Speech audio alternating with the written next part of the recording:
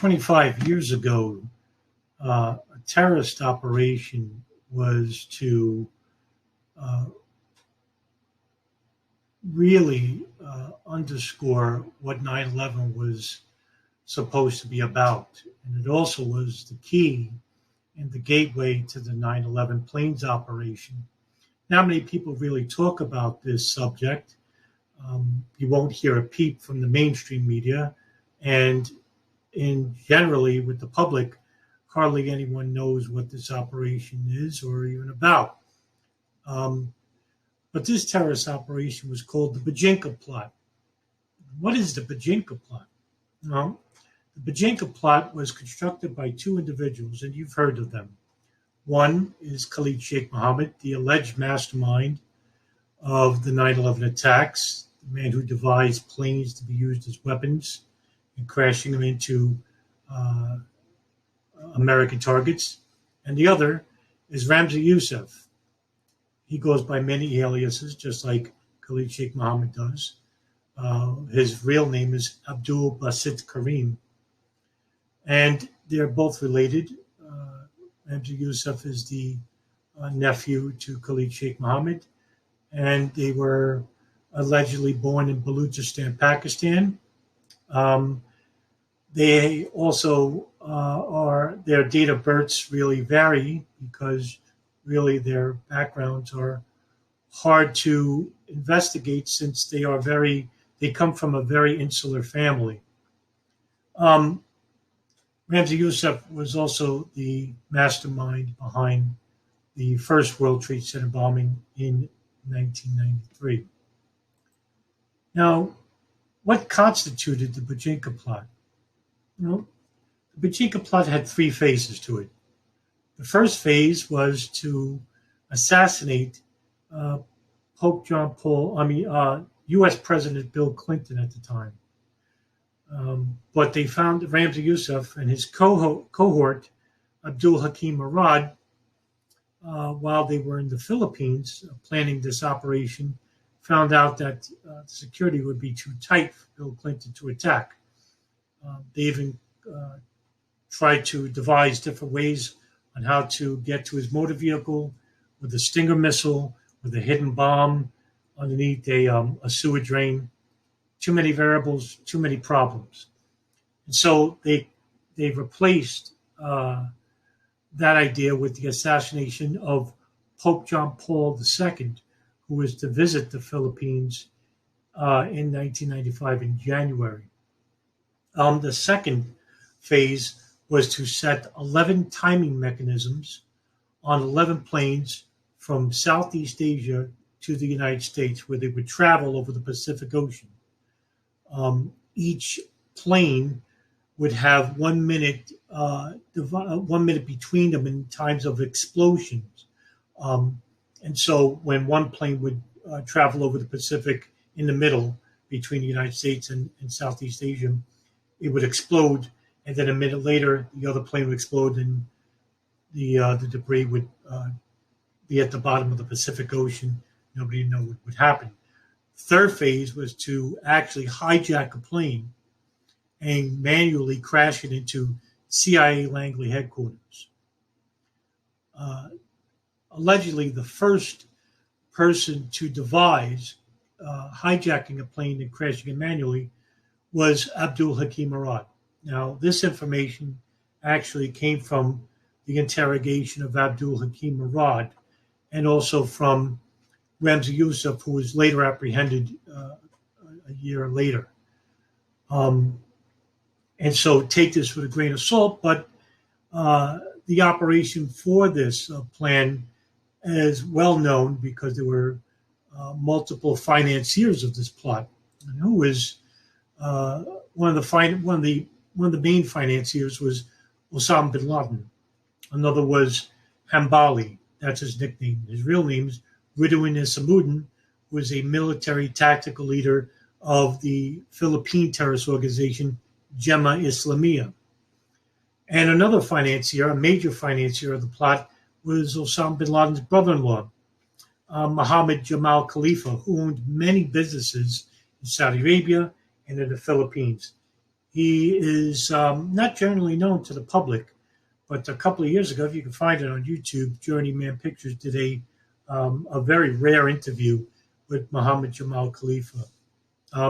Another financier is Wali Ka Amin Shah, who was an Afghan, and he was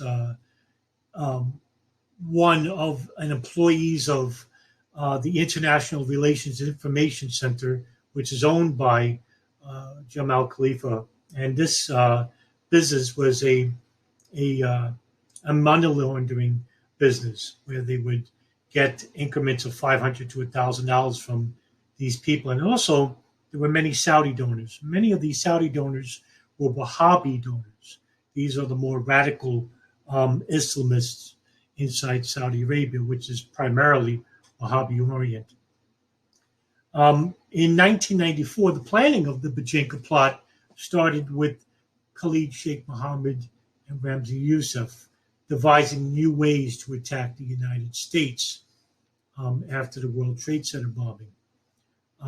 And so they rented a room, which is called the Dona Josefa Apartments. And on December 8th, Ramzi Yousef moved into one of the rooms of the apartments. The manager of the apartment her name is Edith Guerrera, who rented the room to Ramzi Yousef. A couple of days later, Abdul Hakim Murad, a known associate of Ramzi Yousef, moves in with him in the same apartment. The apartment number was room 603.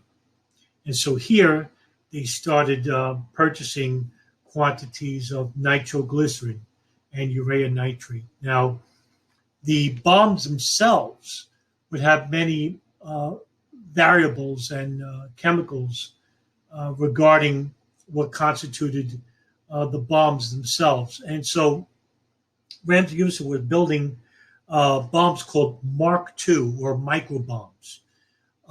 These were Casio digital watches, which acted as the timer.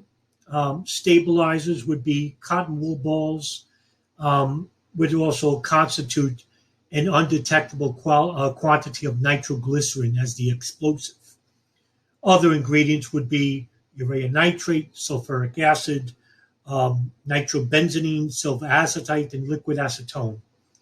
What would act as the power source would be two 9-volt batteries in each bomb, and the batteries would be connected to a light bulb firmament that would detonate the bomb.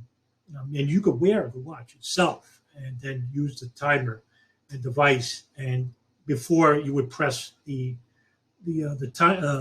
button to the timer, each bomb would have a time connected to it, whether it be an hour, a half hour. So Yousef itself would test these bombs, and the testing started very simply.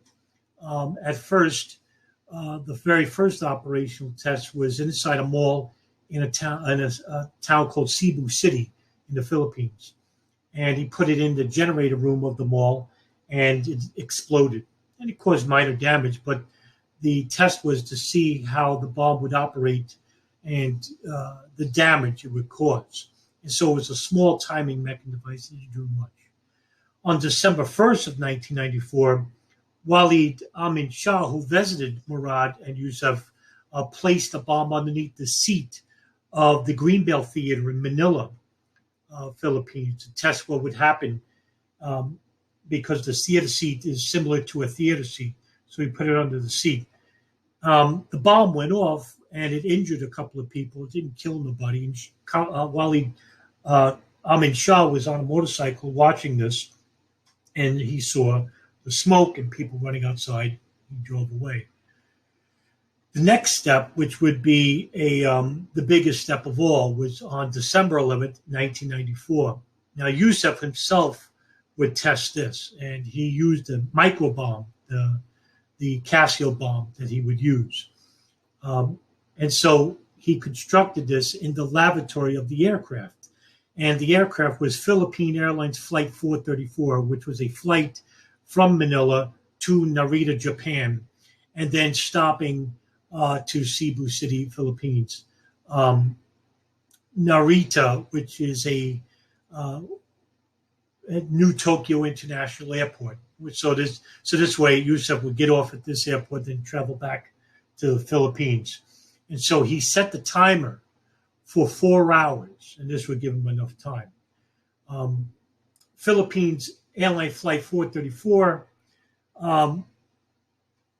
took off, and the bomb exploded over Japan's Okinawa prefecture.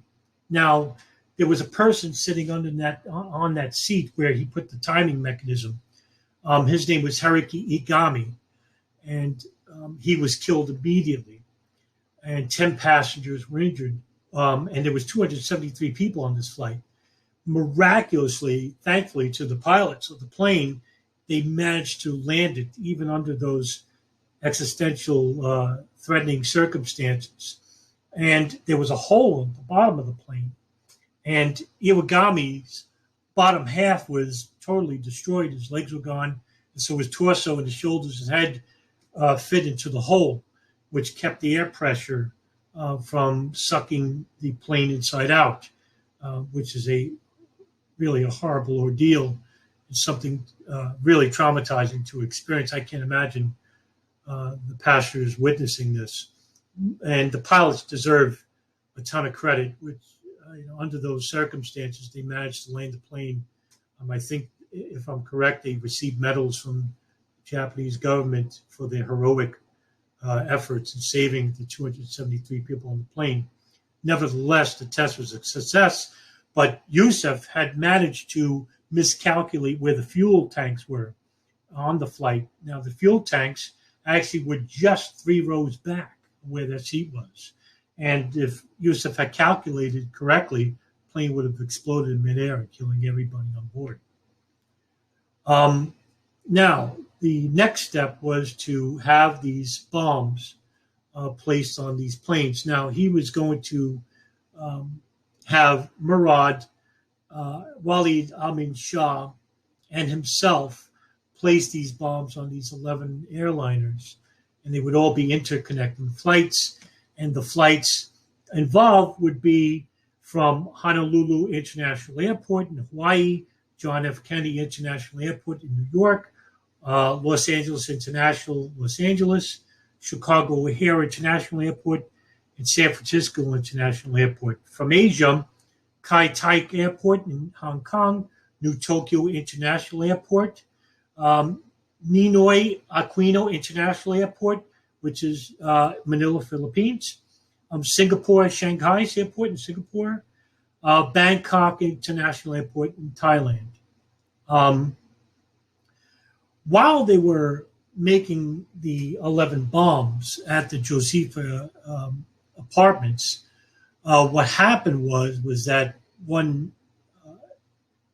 during the early morning hours, Abdul Hakim Murad was mixing a chemical inside the sink, and the water got on top of the chemical itself. This was on January 12th, 1995. And it caused a really acrid chemical reaction. Thick black smoke came out of the windows, and it was so overwhelming, Yousef and Abdul Hakim Murad had to leave the apartment. And as they're leaving, they see other people reacting to the smoke. They're thinking the apartment's on fire. And so the fire department comes. And meanwhile, inside the room is all the vats of chemicals and these incriminating evidences. And most importantly, Ramzi Yousef's laptop, Toshiba laptop, which had the operation and everyone involved on the laptop itself.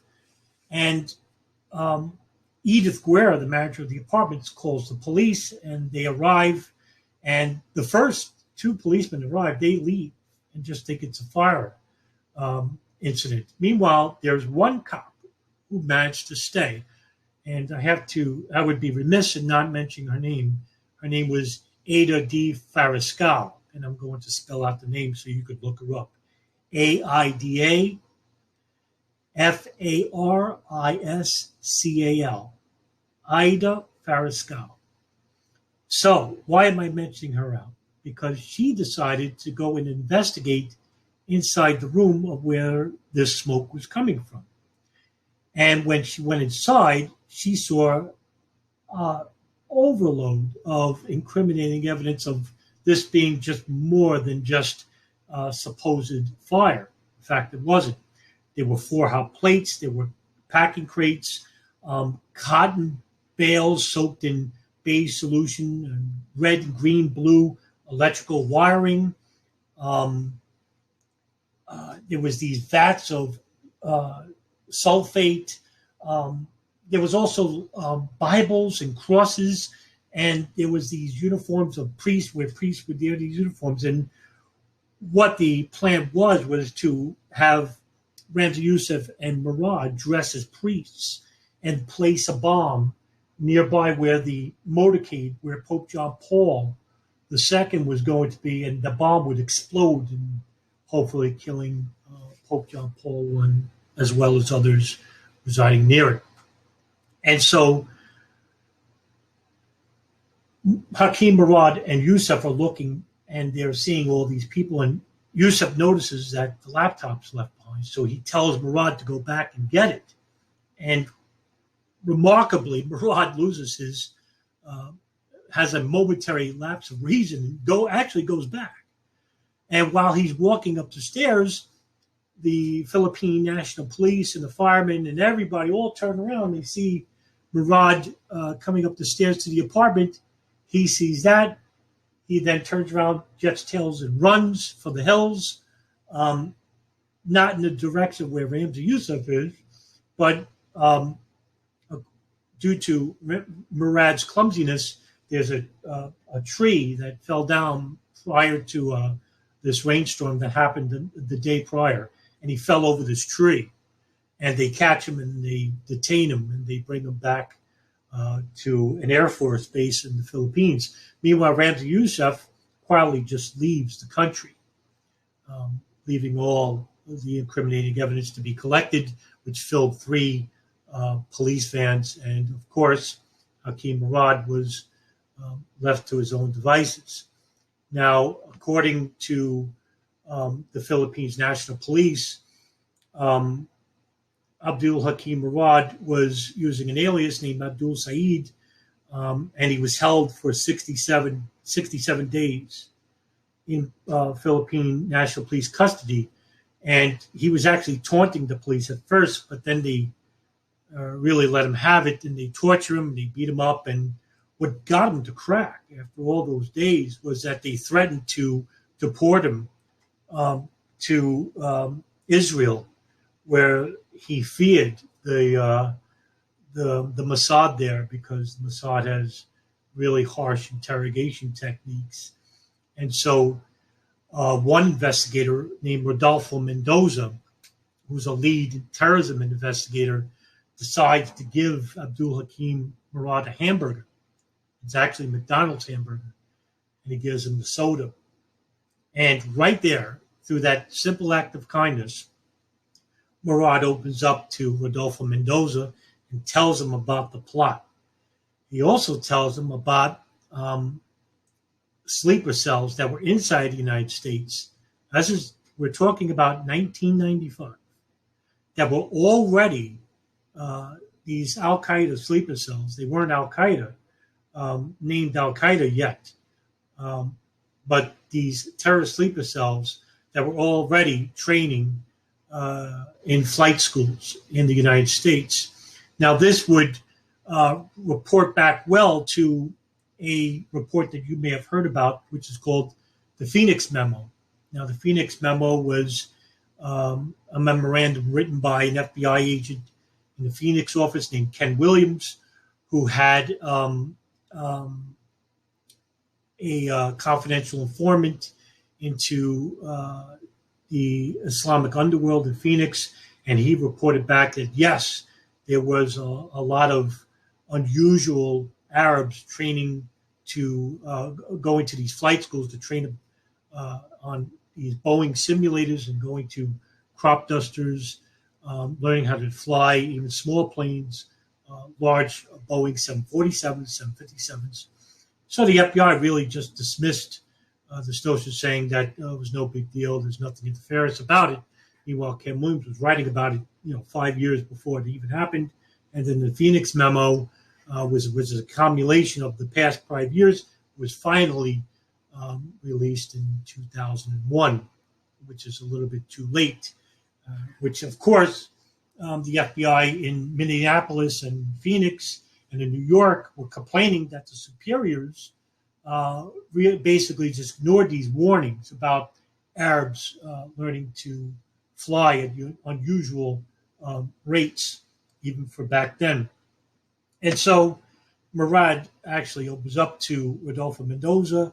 He tells him about the plans and operations of hijacking airplanes and crashing them into targets. And Rodolfo Mendoza compiles his lengthy report and sends it to the FBI. And he says it as much later on to an Associate Press report, which you can find on YouTube. Actually tells him that, I gave them this report in 1996, and basically the FBI ignored it. And so here you have the foundations for where the planes operation involved with 9/11 really came from. And many years later, if we're to believe the testimony of Khalid Sheikh Mohammed, take this with a grain of salt because it came through torture, but it would lead back to the Bojinka plot, where the idea for 9/11 came from. And if the Bojinka plot actually happened, it would dwarf what happened on 9/11 because, according to Yousef, the plan was to kill anywhere between 4,000 to 6,000 people. And this would involve an international outrage because it involved planes from all ports from Southeast Asia and the United States. And so when we talk about real anomalies regarding the events of September 11th, we shouldn't be talking about the outrageous conspiracy theories.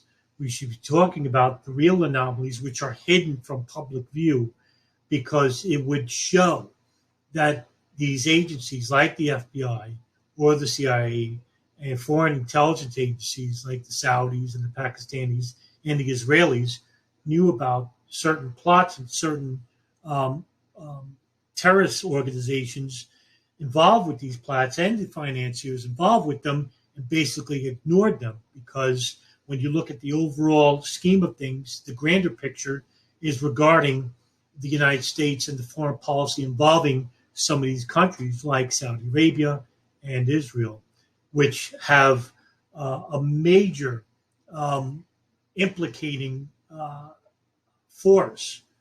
And when you look at 9/11 or the Bojinka plot or the 1993 World Trade Center bombing, not many people died because of these incidents. And of course, these are terrible terrorist incidents. But if you look at the overall broader picture of regarding the foreign policies regarding these incidences, and Ramzi Yousef and Khalid Sheikh Mohammed and Mohammed Atta and numerous terrorists will tell you later on that the purpose for these incidences was not basically on that they hated you for their freedoms, which is what the State Department wanted you to believe, the public to believe, but what was kept ignored from you was that it all entailed the United States' disastrous foreign policy regarding Saudi Arabia and Israel.